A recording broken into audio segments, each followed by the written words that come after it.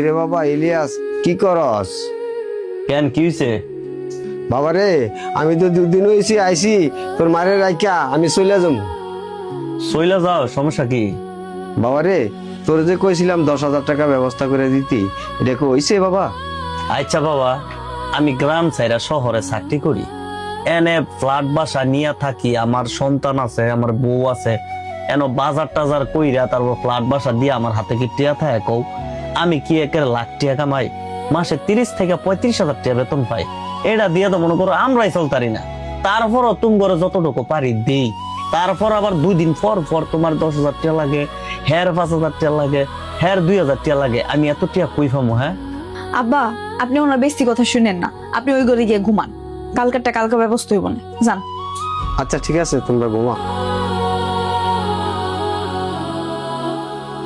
আপনি কিভাবে ব্যবহার করতেছেন ওনার সাথে? উনি আপনার বাপ হয় না? বাবার সাথে কিভাবে ব্যবহার করতে হয় এটা এখনো পর্যন্ত শিখেন নাই। আপনার বাবা গ্রাম থেকে আসছে, আপনি আরো বলবেন 2 দিন বাড়ায় থাকার লেগা, তা না করে আপনি বলতেছেন সকালে টিকিট কেটে দিতেছি যাওগা। এটা কেমন কথা?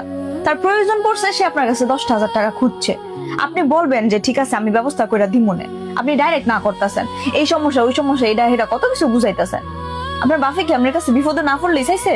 তাছাড়া আপনি যদি টিয়া ব্যবস্থা না করতে পারেন, আপনি আমারে কইবেন, আমি ব্যবস্থা করে দিব, সমস্যা কি? দেখো না, 2 দিন পর পর আয় পরে এই সমস্যা এই সমস্যার লেগা, এরপরে 2 দিন পরে পরে কত এন 10,000 টাকা লাগবে না 5,000 টাকা লাগবে? 2 দিন পর পর আয়া পরে এটা আবার কেমন কথা কইতাছেন? হ্যাঁ গো, তো এই জায়গায় থাকার কথা, এখন হ্যাঁ গো সময় হইলো গিয়া নাতি নাতনি গুলোকে খেলবো, আপনি কি হ্যাঁ করে গ্রাম ভাড়ায় থুয়ে রাখছেন? এটা আপনার এনে সমস্যা। হয়েছে, শুনছি তোমার কথা। বাপ মারে সম্মান করতে পারে না, উনি আবার বড় বড় কথা কয়।